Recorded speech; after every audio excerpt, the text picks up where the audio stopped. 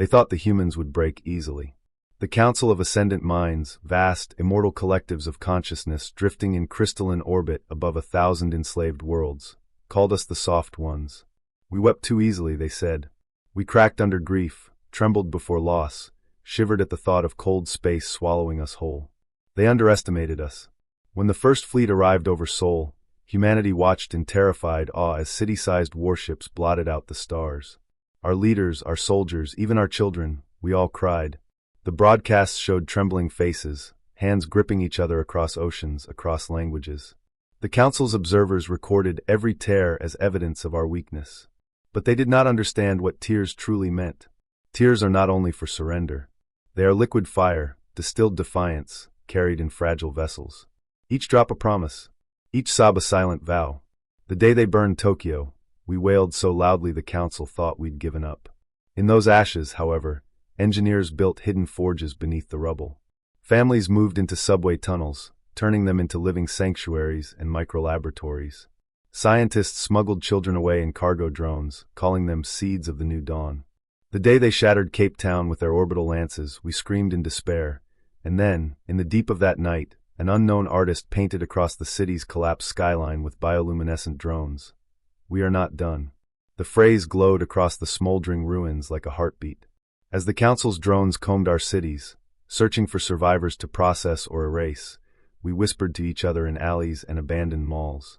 We shared stories of lost brothers and unborn daughters, of a future that felt impossible. And yet, we kept whispering. Those stories flowed like blood beneath their silent iron boots. The Council did not see the experiments in the underground labs. They did not see the small fires burning in refugee enclaves, fires around which children learned to sing again. They did not hear the old woman in Rio, who taught entire neighborhoods to build makeshift shields out of repurposed solar panels. We wept. We wept when we lost our cities, our monuments, our morning coffees, our small jokes and garden parties. And every tear became another droplet in a collective ocean, an ocean that rose beneath the feet of the arrogant invaders. Years passed. The Council believed humanity was contained, docile, domesticated, and quiet. But then, on the edge of Saturn's rings, a new glint appeared. At first it was dismissed as debris, some human scrap drifting among ice and dust. Then the scrap flared to life. Engines ignited like burning wings. One after another, hundreds of these ships lit up the darkness, forming a silent, radiant wave. They called themselves the Starfire Choir. Their hulls were painted with phrases like, "For every tear, a star ignites, and your silence cannot consume us."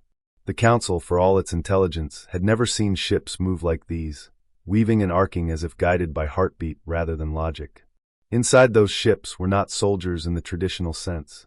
They were gardeners, poets, dancers, all trained together in the tunnels and ruins. When they struck, they did so not only with plasma and shrapnel, but with music played across enemy frequencies, stories projected in bright pulses onto the hulls of Council ships. The invaders faltered. Their algorithms failed to process the dissonance of raw human emotion turned into strategy. They could understand laser trajectories and subspace vibrations, but not a mother singing to her lost child while piloting a battlecruiser into an orbital platform. On Earth, for the first time in decades, the sky glowed with new constellations, each one a ship aflame with human art and vengeance, weaving an intricate tapestry above. People came out from the underground, holding hands, watching their grief become fire in the heavens. When the Council's last flagship fell into Neptune's blue embrace, humanity did not cheer in unison. Instead, we wept again, for our dead, for the countless poems never written, the dances never danced. But in those tears, there was no surrender. In those tears, there was only the promise of 1,000 new dawns, of gardens planted on alien moons, of laughter echoing in halls once haunted by fear. We turned our tears into Starfire.